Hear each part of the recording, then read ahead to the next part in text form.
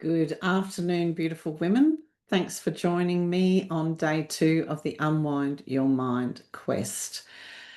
I'm looking forward to today. I hope you are too, and I hope you managed to catch the replay from yesterday and do that little tiny, tiny piece of homework as a commitment to yourself. So here we go, day 2. Oh, hang on. There we go. So today what we're going to do is we're going to kind of expand on moving from resisting emotions to compassionate awareness and kind of understanding that our emotions and our reactions, when we understand them and make sense of them, then we can really get acquainted with what's underneath. And I was talking to another client about this today, about how our impulse or our education that we've had is about pushing away or getting rid of emotions and feelings and thoughts that we see as challenging or negative. So today we're going to move through some of that from resisting emotions to compassionate awareness, and this is the way. This is the way forward for all of us. So what is inner turmoil really? I kind of ask this question of, well, I don't kind of, I actually do ask this question of every single woman that I'm so fortunate to work with. And that is because generally we all come into our personal growth or it might be therapy, it might be coaching, whatever it is. And we have this underlying belief often that there's something wrong with us, that we're kind of flawed. Or I know my big thing used to be I'm inadequate. I don't know where it came from. It was a definite childhood echo, but it was there and it was present, and I lived alongside it for a very long time.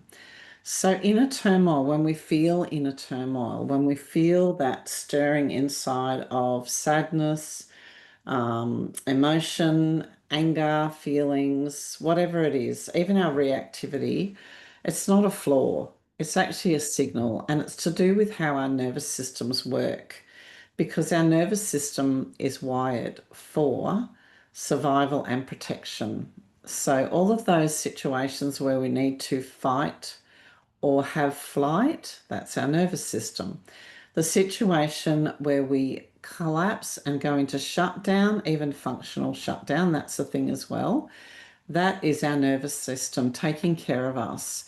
And what can happen is when we've had early childhood trauma, which generally all of us have, there was a study done about adverse childhood events. I call them kind of childhood imprints, and they're the things that are more subtle that happen to us. It's not like the big obvious trauma of a car crash, but it's something smaller. Like, I can give an example of, one time I would have been about 6, I reckon, really frustrated with my push bike. I couldn't get the wheels to work in the way that I wanted to.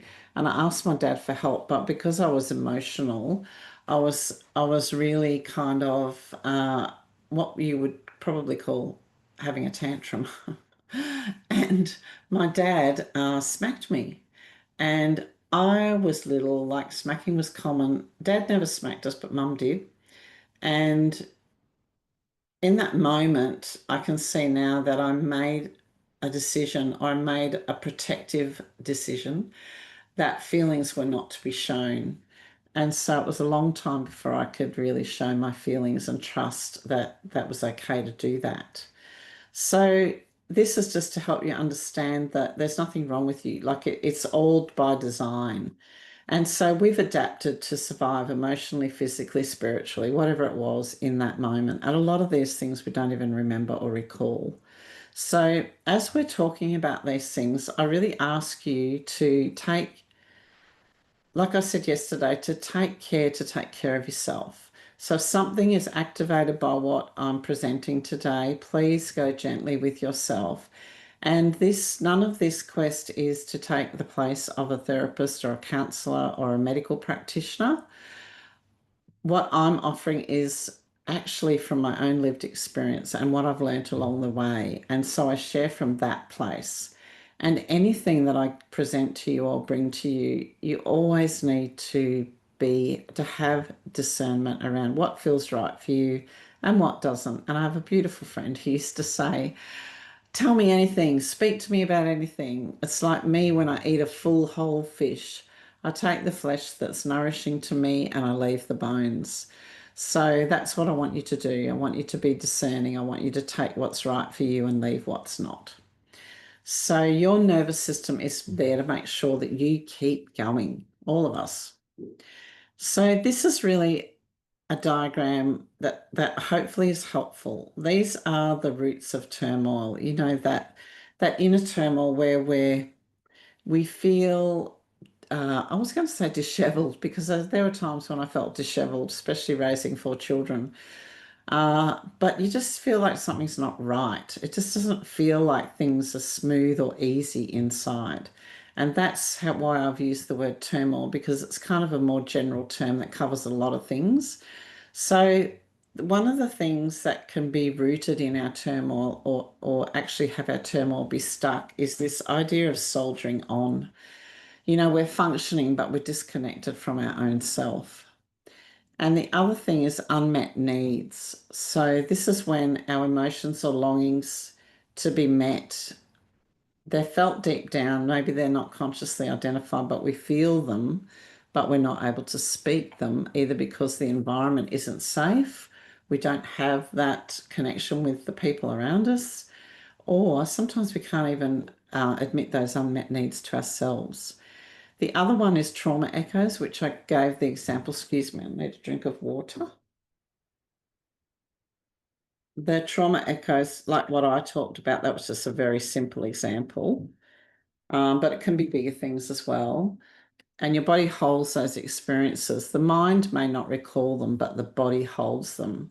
And Bessel van der Kolk wrote a book called The Body Keeps the Score, and that was a really pivotal moment in this field when someone, was declaring that it's more than just the thinking, it comes deeper into the body.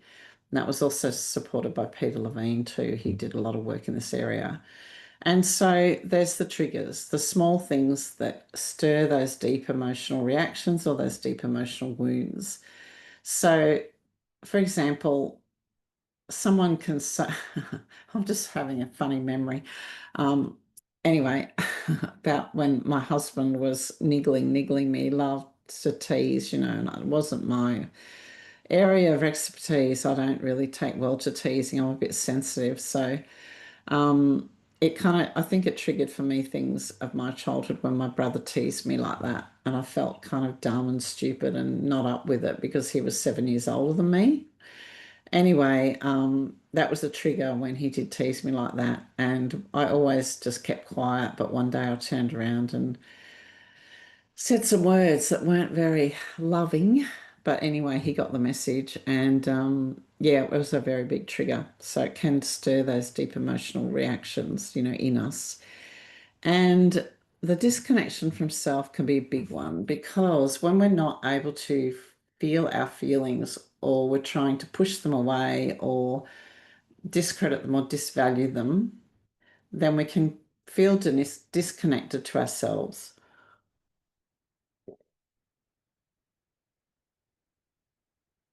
And this is often when we lose touch with our body, our sense of our body, and our truth and our inner voice while we're in survival mode. Checking that I didn't miss a slide, yes.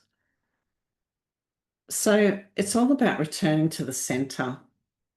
And yesterday I talked about that experience I had myself, one of my first somatic experiences where the yoga bolster behind my back and yeah, just feeling into the center of myself. And once we establish that center and we build that muscle, it's something that we can return to time and time and time again.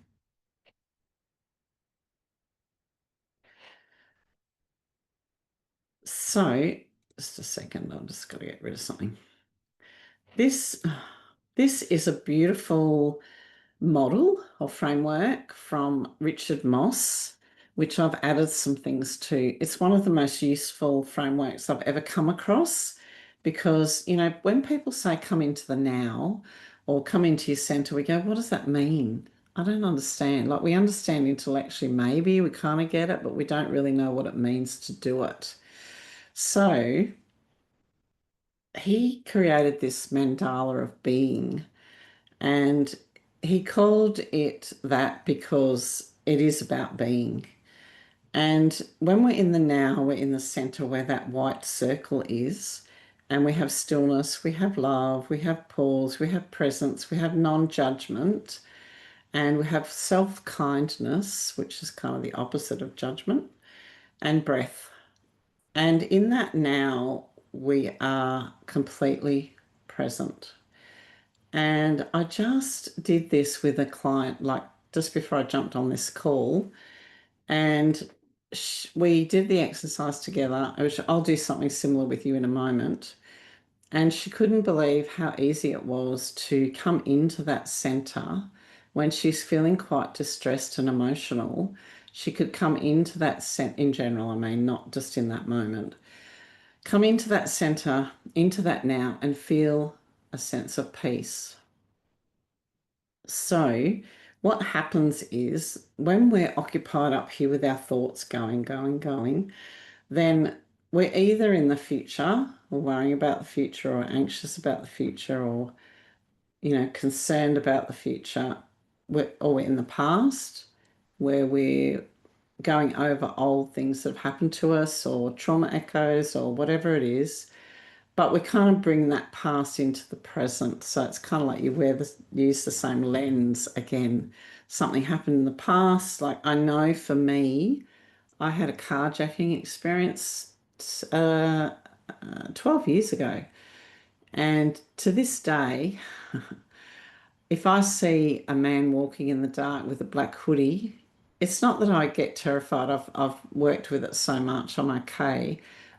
But my body still is alert.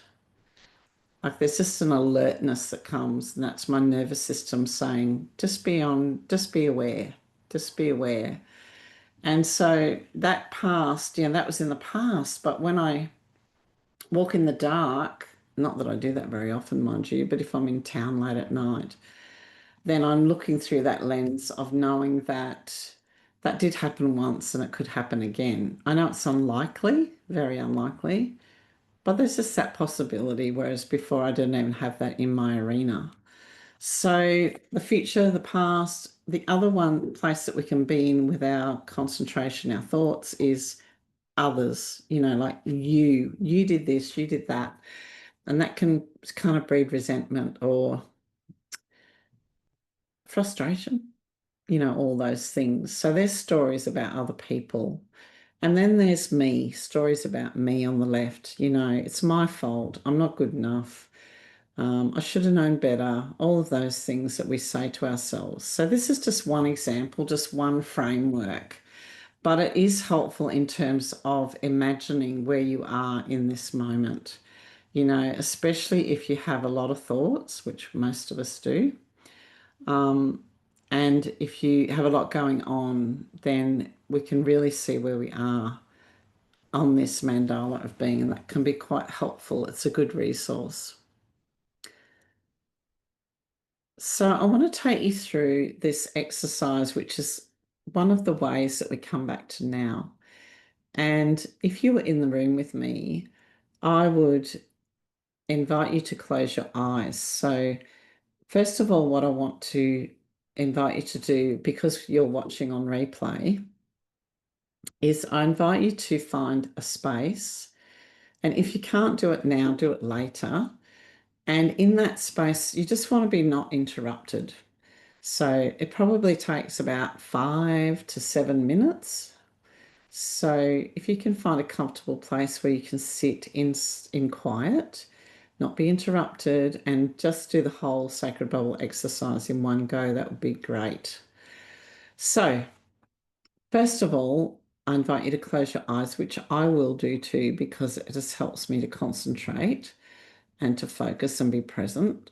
So closing your eyes if you feel comfortable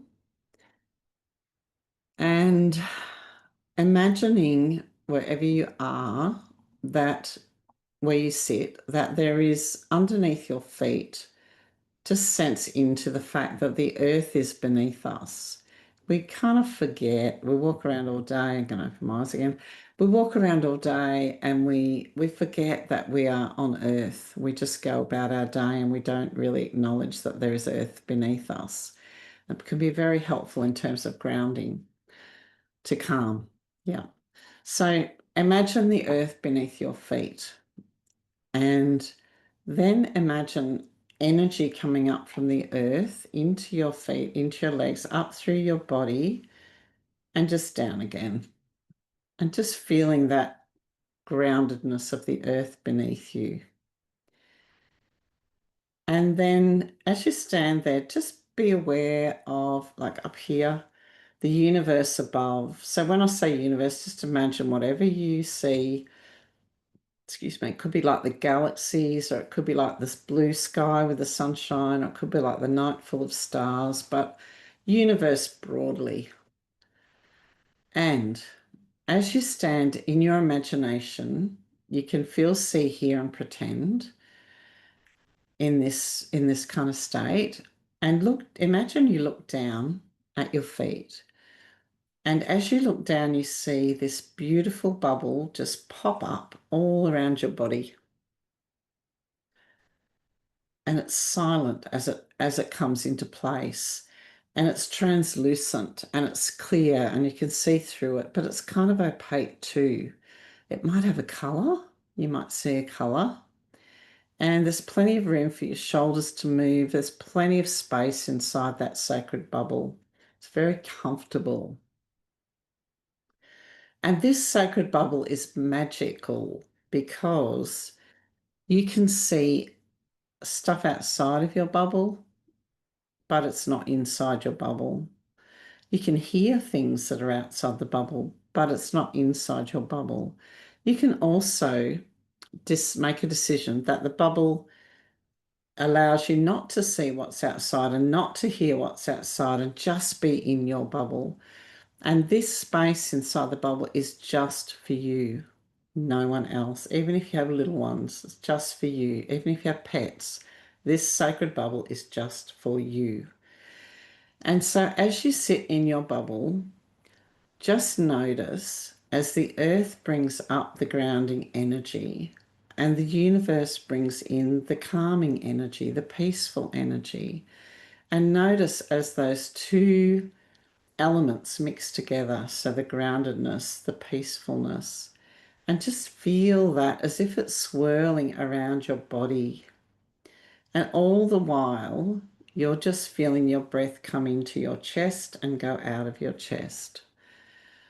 So this swirling energy just swirls around your body, all around your head, around your top of your body, down all over your back, down around your pelvis area, front and back, down into your legs, down into your feet, your toes, underneath your feet, and back up to the back of your shoulders, through your arms and out to the end of your fingertips.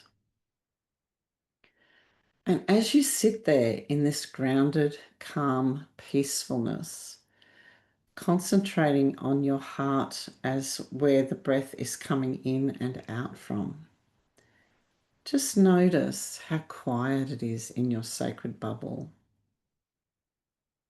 And if any thoughts come in the head brain, just imagine a little basket next to you where you can lovingly direct those thoughts into, letting them know that you'll be back for them, but this time is just for you. This is sacred for you. This is to replenish, to renew, and re-energize.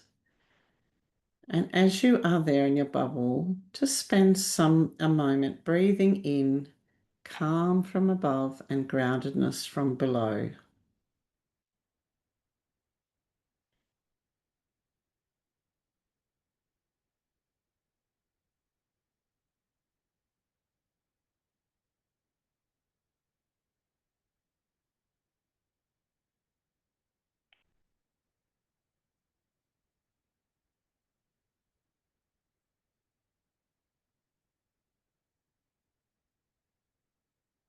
Beautiful.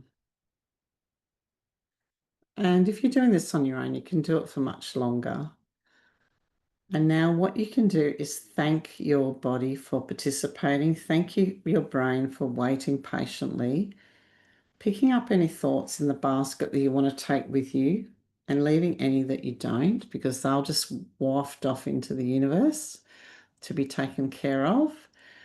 And then as you are with yourself in your sacred bubble, with it, you can see it around you, you can feel it around you, you can feel those energies of groundedness, calm, and peace. You might even put your hands at your center if that feels right and say thank you. And then as you watch, your bubble just gently falls to the ground silently. And as you look over your feet, you notice a crystal, a beautiful clear crystal, and you bend to pick it up. And you know that your bubble is safe inside that crystal until next time you decide to bring that bubble out. So you bring that crystal up in your imagination and place it somewhere in your body. I like to keep mine in my heart, but you can keep it anywhere in your body for safekeeping. And this is your bubble. It's always going to be your bubble. It always was. And now that you know how to access it, you can bring it forth at any time. So opening your eyes when you're ready, take your time. It always is good to take time to transition back. And then when you're ready, just come back to the replay. So I've got a few questions for you. So if you would like to pull out your journal, that would be marvelous. This is a somatic practice to return to center, this sacred bubble exercise. And the first question is, where has your mind been pulling you lately? And you might want to think about the Mandala of Being. Has your mind been on thoughts of the future, the past, someone else, yourself? Now, I want to say that there's nothing wrong with anything. Like your mind will pull you where it goes. That's okay. And we have life going on. So it's natural that if we're having difficulties in our relationship, for example, our thoughts, our occupation of our presence is going to be really occupied with that, especially if there's distress involved. If we're grieving someone, our thoughts will be there. And I love that saying, the amount of grief I feel is equal to the amount of love I feel for the person. I love that. And so this is just about awareness. It's not about anything being wrong or we're not even trying to fix anything. We don't ever want to fix. We just want to allow things to be as they are so they can find their own way through. And once you've kind of checked in with where your mind has been pulling you lately, was it the future? Was it the past? Was it with others, as in you, or was it with me, self? And then close your eyes and feel where you feel that in your body.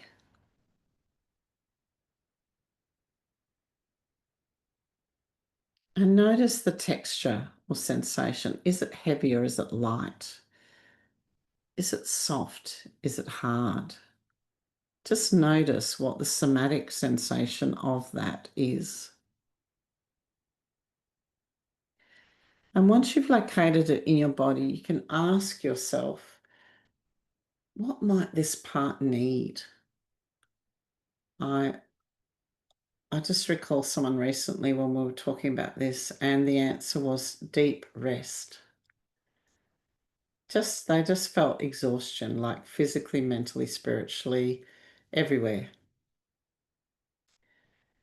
And your body holds the wisdom to return to center. It's not something that we are familiar with, though. So when we introduce this into our lives, sometimes it can feel a bit awkward or different. Some people struggle with it because they don't feel worthy of the time.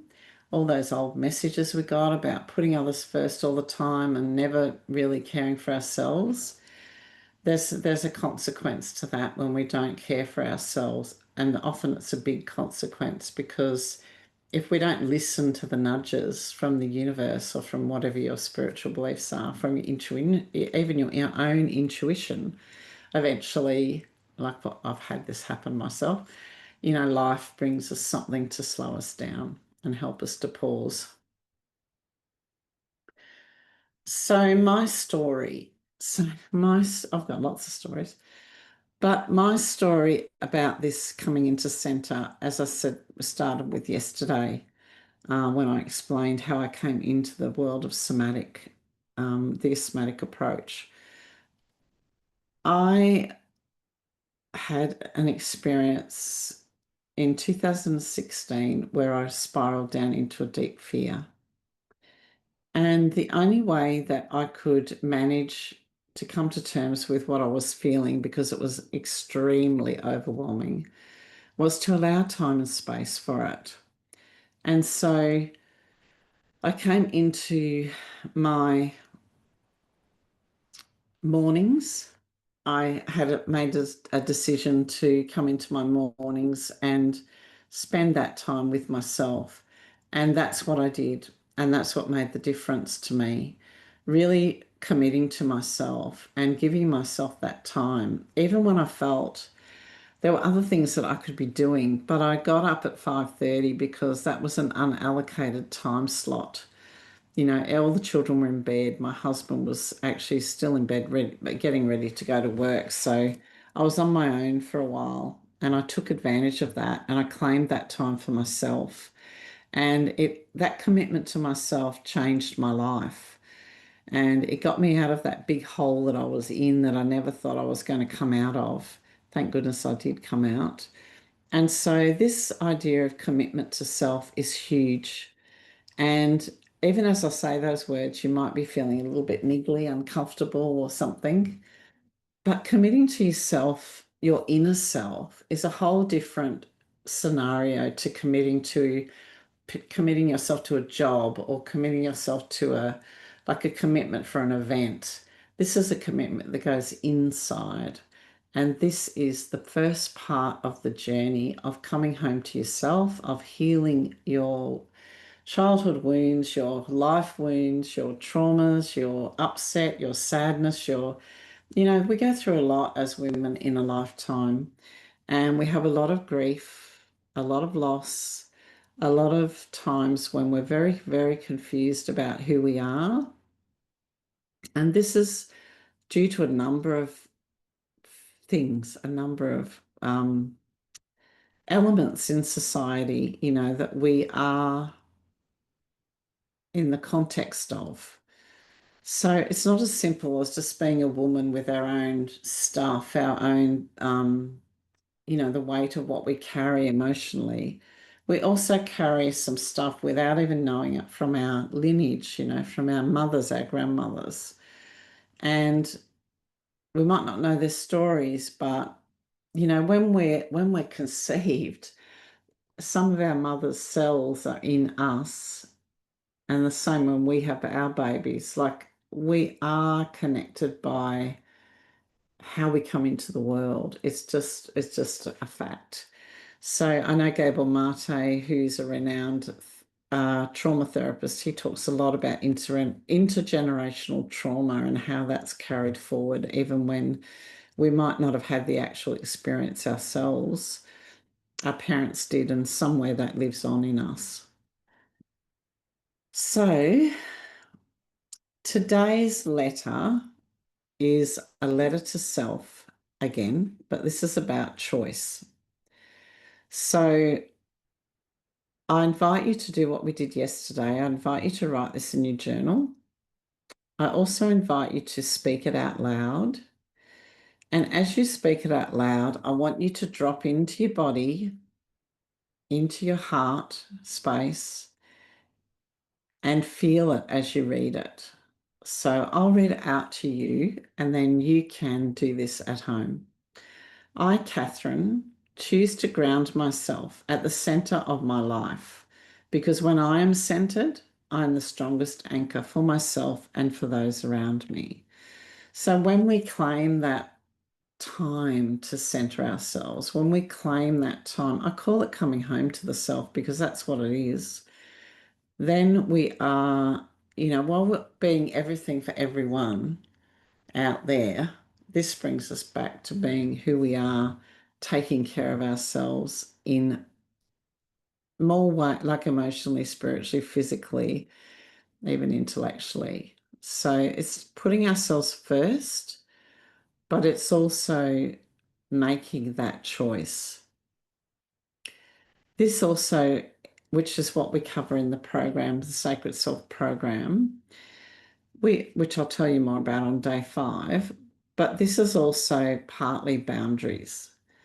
So the journey of healing, as Gabor Mate explains it, is from we have stuff happen in our childhood or in our life and we adapt. So, like me with the bike, I made a decision not to show my feelings to my mum and dad because if I did, there were consequences. So it was protective.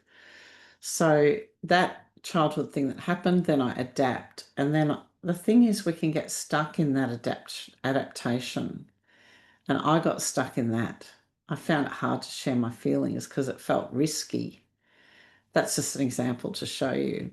And so when we get stuck in that adaptation, it can stop us in our lives.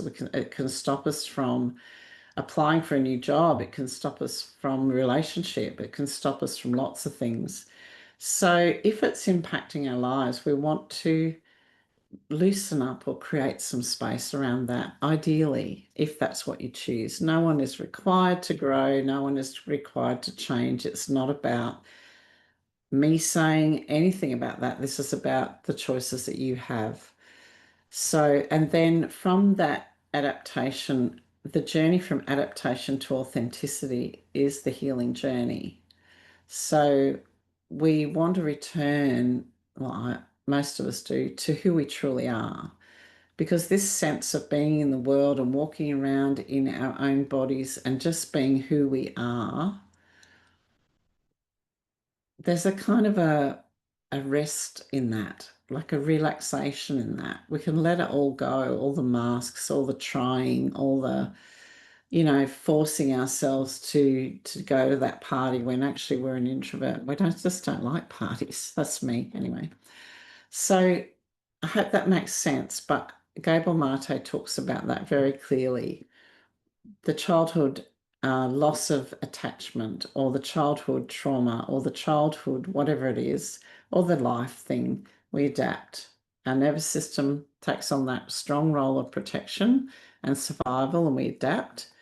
And the next part of that journey is getting back to authenticity. You see a little baby, like they're just who they are. They're not trying to be something for anyone. They're not trying to get approval. They're just who they are. This is if they're in a loving environment and a caring environment. So this choice letter to yourself is about choosing you, about having your own back and supporting you. So what's next? So tomorrow we're going to talk about the new way. You'll learn why past approaches didn't work and why the body offers a different path home. For now, just honour what you noticed today. Even a pause is powerful. And so the last thing that I would invite you to do is, what are you taking with you from today's discussion? It's a bit of a short one today. What did you learn? What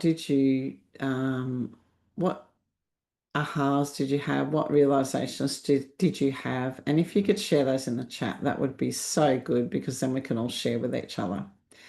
Thank you for listening today, and I look forward to seeing you on the replay tomorrow.